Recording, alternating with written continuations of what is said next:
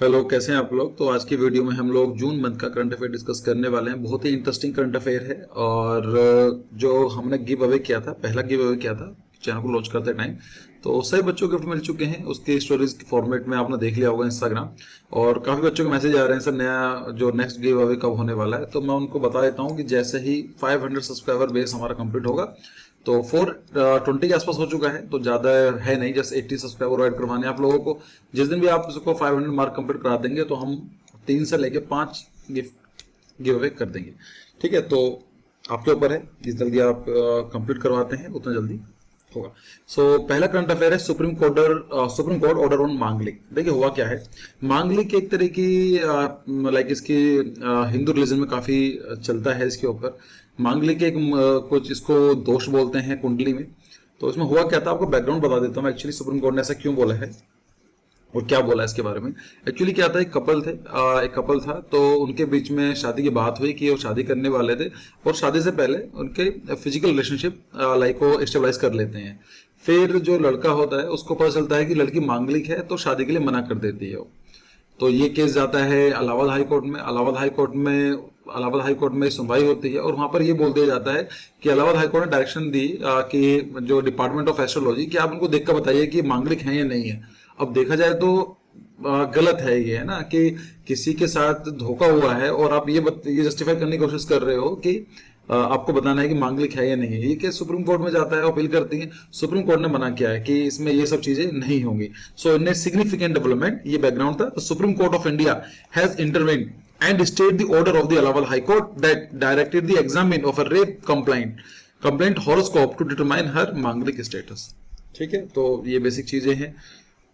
अगर हम बात करें मांगलिक के बारे में, देखिए इंटरवेंशन क्यों किया गया and upholding fair legal proceeding, the supreme court took a decisive step staying the implementation of the Allahabad High Court order. The intervention ensured that the legal proceeding focused on substantive merit in the case, setting aside any reliance on superstition belief। तो supreme court ने साहब ये बात बता दी है कि आपकी जो सुपरस्टिशन है, जिसके ऊपर साइंटिफिक बैकग्राउंड नहीं है, कोई एविडेंसेस देखने को नहीं मिलते हैं, उसके हिसाब से जस्टिस के अंदर इंटरफेयर नहीं किया जाएगा। तो मांगलिक के वैसे तो आपने सुना भी हो कई बार। मुझे याद है कि फर्स्ट टाइम ऐश्वर्या राय की जब शादी हुई थी तब ये वाली बात आई थी। उसके बाद अब लोग देखते हैं एक्चुअली कुछ बैकग्राउंड नहीं है, कोई सॉलिड ग्राउंड नहीं है। कुछ लोग उसको मानते हैं और कुछ लोग नहीं मानते, लेकिन देखा जाए तो ये सुपरस्टिशंस हैं। लाइक ठीक है, अगर कोई मानता भी है तो हमें कोई प्रॉब्लम नहीं है, उनके पर्सनल बिलीफ है। लेकिन इसका नुकसान क्या होता है, ये जब केसेस सामने निकल कर आते हैं उससे क्या होता है कि आप सोच के देखिए किसी एक वुमेन की डिग्निटी को क्या लॉस होगा कि जस्ट बिकॉज ऑफ से इज मांगलिक, और कोई सॉलिड ग्राउंड भी नहीं है। कुछ ये बोलते हैं कि मांगलिक से जो प्रोस्पेरिटी चली जाती है, पॉवर्टी आ जाती है। इवन कुछ लोग ये बोलते हैं जो स्पाउस है उसकी डेथ हो जाती है। अब मुझे इसको personally I don't believe it, और मैं भी ये आप लोगों से ये बात करूंगा, अगर ऐसा कुछ होता भी है तो प्लीज के और स्टडी कीजिए और इसको ब्लाइंडली फॉलो मत कीजिए। ठीक है, चलिए नेक्स्ट आता है कि international conference on spacecraft mission operation. तो ये न्यूज में क्यों है, क्योंकि international conference on space mission operation is a highly anticipating event organised by the ISRO. तो ये इंडिया के जो रिसर्च है, स्पेस रिसर्च ऑर्गेनाइजेशन है, इंडियन स्पेस रिसर्च ऑर्गेनाइजेशन, उसने क्या है collaborating with the Italian space agency. तो यहाँ पर इटली की जो स्पेस एजेंसी वो भी आने वाली है, and the national academy of the aeronautics IIA। तो ठीक है, SMOPS 2023 aim to bring together expert from the space agencies. तो उससे क्या होगा, जब अलग अलग कंट्रीज के लोग आते हैं तो एक्सपर्ट्स आने वाले हैं, आपस में डिस्कस करेंगे, स्टार्टअप के बारे में बात करेंगे, इंडस्ट्रीज को कैसे बूस्ट कर सकते हैं। Academy to discuss emerging technologies की जो टेक्नोलॉजी आजकल आ रही है, जैसे रीयूजेबल व्हीकल्स के बारे में बात की जा रही है, and the automation in the space mission, की कोई चीज को मैनुअली ना करके सब ऑटोमेटिक हो जाए, operation in the ground segment. तो ये सब चीजें बात करेंगे। न्यूज में इसलिए इंपॉर्टेंट है क्योंकि इंडिया इसको होस्ट कर रहा है, ठीक है, ऑर्गेनाइज कर रहा है, तो इसलिए इंपॉर्टेंट है। तो अगर हम बात करें कि इसका फायदा क्या होगा, the conference will cover a wide range of topics. तो बहुत सारे टॉपिक के बारे में बात करने वाली है, including space mission operation management, advance space mission design, automation management and large constellations, ground station operation, मतलब जो कुछ भी आप सोच सकते हैं स्पेस रिलेटेड, उन सब चीजों के बारे में बात करेगी। क्या अवेयरनेस फैलाने के बारे में बात करेगी, चैलेंजेस के बारे में बात करेगी, क्या मॉडलिंग हो सकती है, आर्टिफिशियल इंटेलिजेंस को हम कैसे इसमें इंटीग्रेट कर सकते हैं, और उसकी processing and all this thing, ये सब चीजें डिस्कस की जाएंगी। फिर आता है यूपी मतलब Uttar Pradesh families ID portal. तो देखिए हुआ क्या है कि Uttar Pradesh government has launched the family ID portal to create a comprehensive database of families unit and facilitating employment opportunities. तो जो लोग इस लाइक एक्चुअली ये है कि जिनके पास राशन कार्ड नहीं है तो वे लोग जा सकते हैं, अपने आप को रजिस्टर करा सकते हैं। उसके बाद उनको जो पूरी फैमिली का बायोडाटा गवर्नमेंट के पास पहुंच जाएगा, उसके बाद गवर्नमेंट कई सारी स्कीम का बेनिफिट प्रोवाइड करेगी। So the family ID portal serve as a centralised platform for families without a ration card and those are not covered under the national food security mission. तो जिन लोगों को national food security mission जो scheme है उसमें benefit नहीं मिलता है, मतलब राशन कार्ड नहीं है, उनको ये रजिस्टर करने वाला है। So its primary objective is to stabilise a comprehensive database of family unit. तो प्रॉपर डेटा रहने वाला है, कितने लोग हैं उस फैमिली में, कितना गवर्नमेंट को खर्च करना चाहिए, enabling targeting delivery of the government benefit. और उनको अगर बेनिफिट मिल सकता है तो गवर्नमेंट डायरेक्टली उनको बेनिफिट देने की कोशिश करेगी and improving transparency in the process. Of course जब आपका डेटाबेस रहेगा, सब कुछ डेटा प्रॉपर डेटा रहेगा, ट्रांसपेरेंसी रहेगी, ऑनलाइन टेक्नोलॉजी का बेनिफिट लिया जाएगा, तो इन सब चीजों से क्या होगा कि ट्रांसपेरेंसी भी आएगी। फिर आता है NASSCOM guidelines for responsible AI. AI मतलब आर्टिफिशियल इंटेलिजेंस क्या होता है? तो NASSCOM is a prominent industry book, हम बात करेंगे, has recently published site of the guidelines focusing on the responsible use of generative artificial intelligence. कि ये कि आजकल आपने सुना भी होगा, मूवीज में दिखाया गया जाता है कि चाहे इंडियन मूवीज हो, बॉलीवुड हो, हॉलीवुड हो, वहां पर आपको आर्टिफिशियल इंटेलिजेंस के बारे में दिखाया जाता है कि कितना नुकसान कर सकती है for the human settlement. These guidelines aim to address potential harms, stabilised core governance and promoting transparency in the development and utilisation of the generative AI solution. तो सेम चीज है कि कुछ एथिकल इश्यूज भी आते हैं और कहीं ना कहीं प्रॉब्लम भी क्रिएट की जा सकती है। तो ये बात करता है कि ट्रांसपेरेंसी होनी चाहिए, कौन सी गवर्नमेंट क्या काम कर रही है, किस कंट्री में डेवलपमेंट हुई है, जिससे पूरी दुनिया को उसका नुकसान चुकाना ना पड़े। सो देखिए नेस्कॉम क्या है? NASSCOM a non for profit industry association है, is the apex body for the IT industries in India. ठीक है, सो ये 1988 में बनाया गया था। अगर हम बात करें गाइडलाइंस के बारे में, the guidelines specially target various harms. तो ये बताती है कि जो हार्म हो सकते हैं malpractices associated with the use of the generative AI.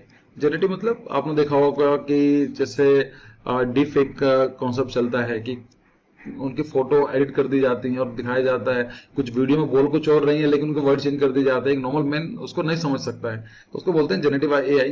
These include combating misinformation, preventing IP infringement, safeguarding data privacy. ठीक है, ऑफकोर्स डेटा का प्राइवेसी होना जरूरी है, addressing biases, minimising disruption to the life and livelihood, mitigating environment and degradation and countering malicious cyber attacks.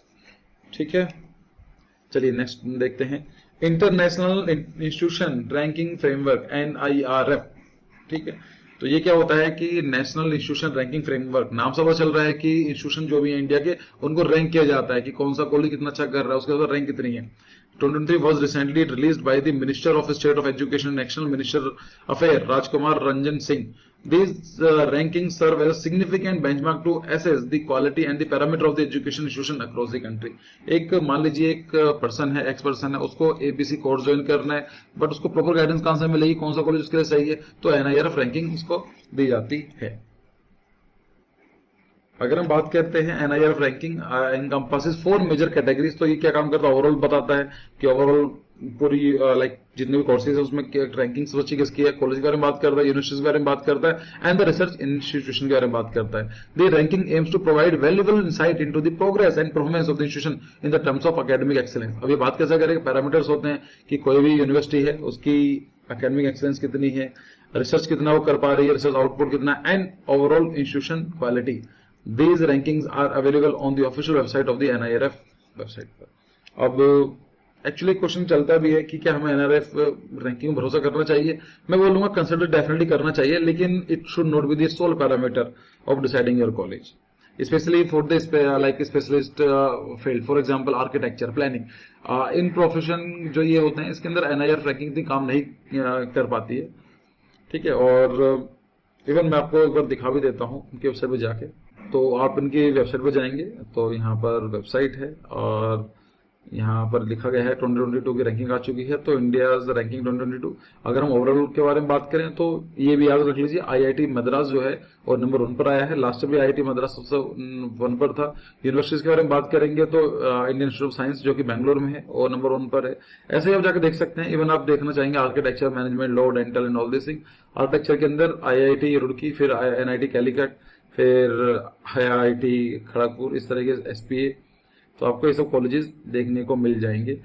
फिर again मैं फिर आपसे ये बता देता हूँ कि please while choosing the architecture college don't rely just on this NIRF ranking. ठीक है, कोई जरूरी नहीं है रैंकिंग सही है, ये काफी स्पेशलाइज टॉपिक होते हैं, सब्जेक्ट्स हैं। इसके अंदर एक बेसिक पैरामीटर से ज्यादा कई सारी चीजें और मैटर करती हैं। ठीक है, तो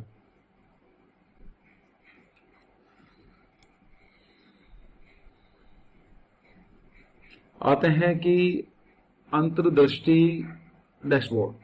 अंतर्दृष्टि ये क्या है?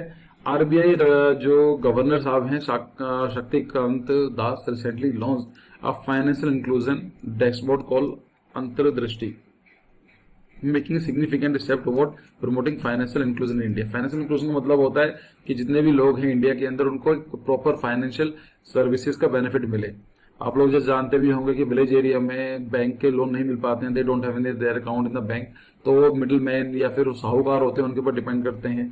तो और ऑफ कोर्स मनमानी का इंटरेस्ट रेट वो वसूलते हैं। तो फाइनेंशियल इंक्लूजन का मतलब है कि हर आदमी के पास अकाउंट होना चाहिए, उसको ओवरड्राफ्ट फैसिलिटी मिलनी चाहिए, credit card, debit card and basic facilities उनको मिलनी चाहिए। This innovative tool aims to provide valuable insight for assessing and monitoring the progress of the financial inclusion by capturing relative parameters.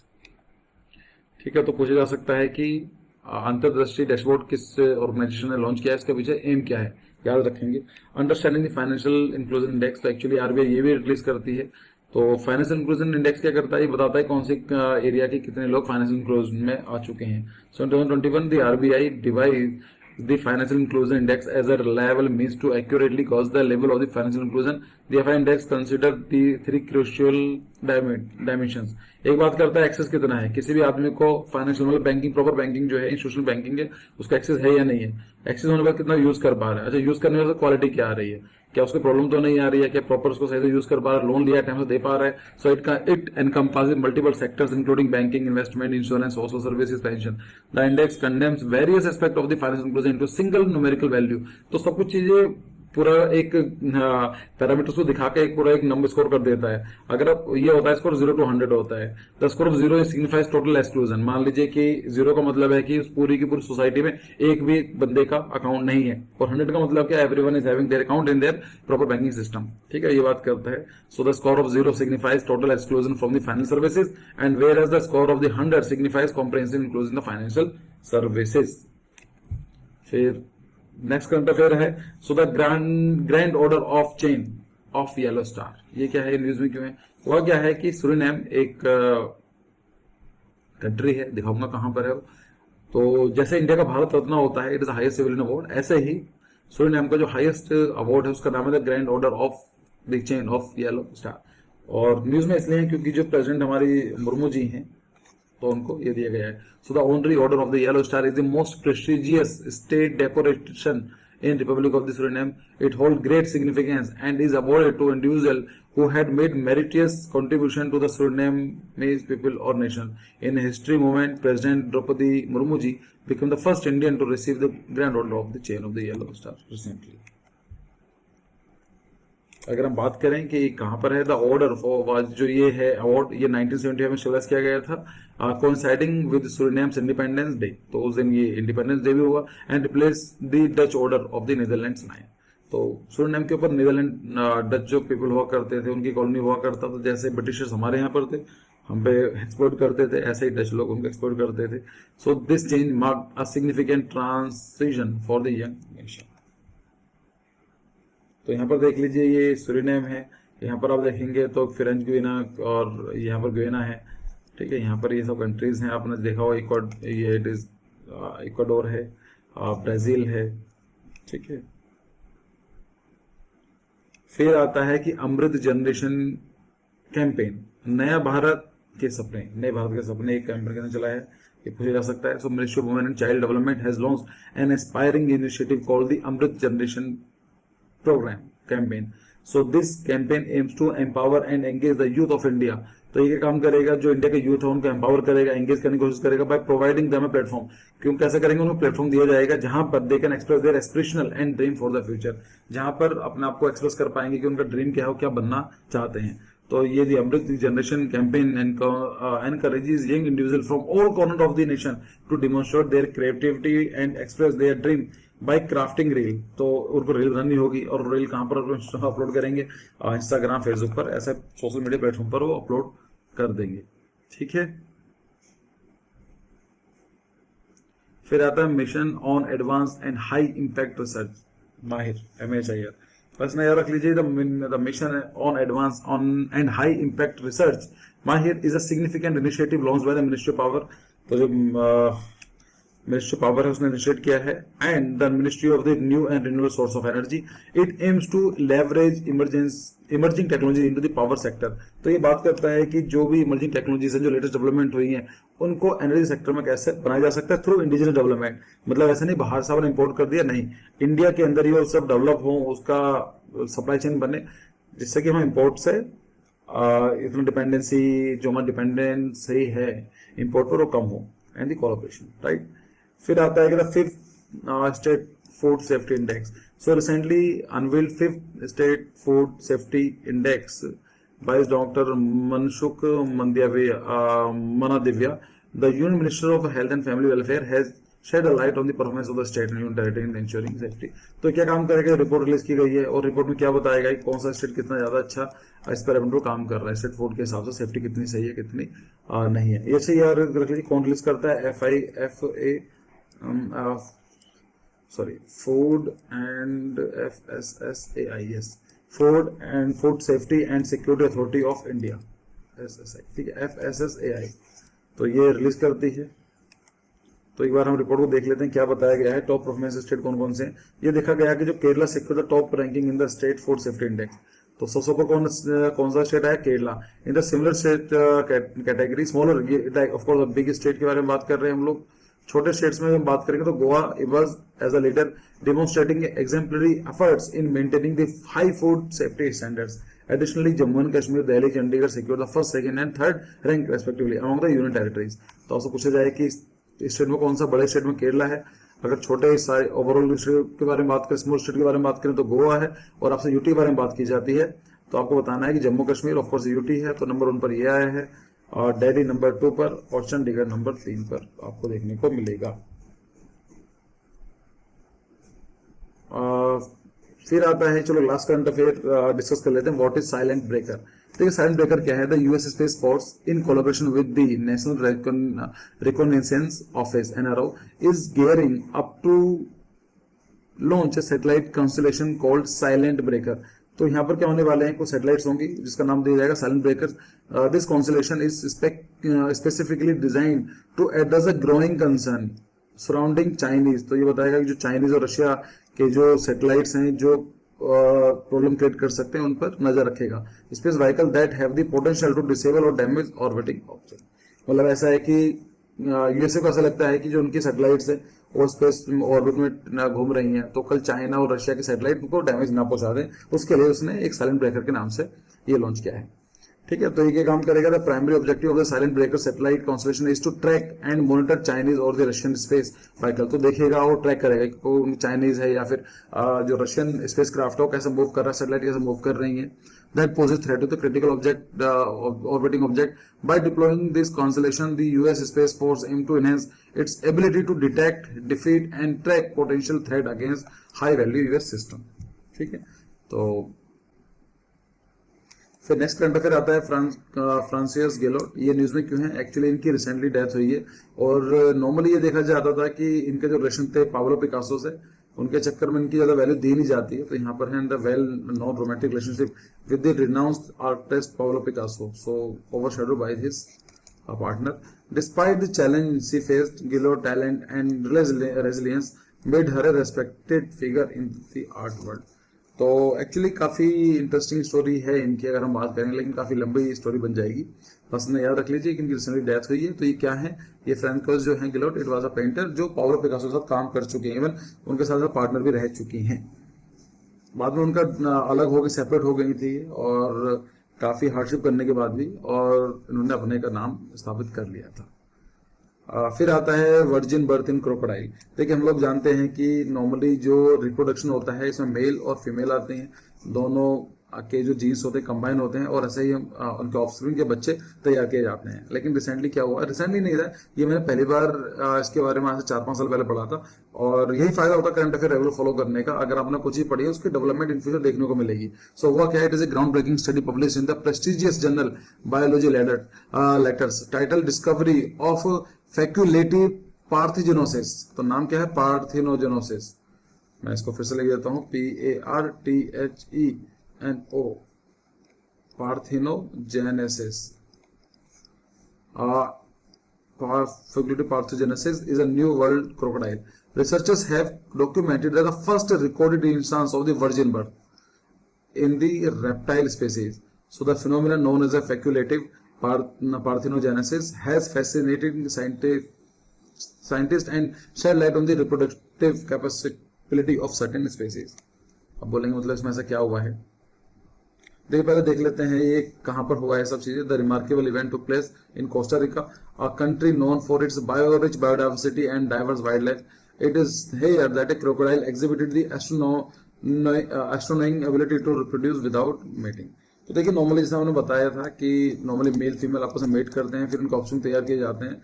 लेकिन parthenogenesis के अंदर ऐसा होता है कि एक स्पीसीज है उसको मेल और फीमेल दोनों ही काम करते हैं और बेबीज को जन्म दे देते हैं। तो इस तरीके को बोला जाता है, जैसे यहाँ पर हुआ है, यहाँ पर ये देखा क्रोकोडाइल ने विदाउट डूइंग एनी मेट उसके बेबीज हो गए। इसको इस प्रोसेस बोला जाता है पार्थिनोजेनेसिस, ये देखने को मिला है। और यहाँ पर है ये पनामा है, ये जो ये है ये हाईलाइट किया गया है, कोस्टा रिका है, ठीक है, नीचे पनामा है। तो ये चीज आती है। एक्चुअली ये काफी टाइम पहले न्यूज में था, 2017 के आसपास मैंने इसके बारे में पढ़ा था कि ऐसा कुछ हुआ है, लेकिन पहली बार इसको स्टडी किया गया और डॉक्यूमेंटेड भी किया गया है। तो ठीक है, आज करंट अफेयर हम लोग यहाँ पर ही रोकते हैं, और कैसी लगी वीडियो जरूर मुझे बताइए। और for the next giveaway 500 subscriber पर हम लोग करने वाले हैं, ठीक है। So thank you for your time, see you, bye bye.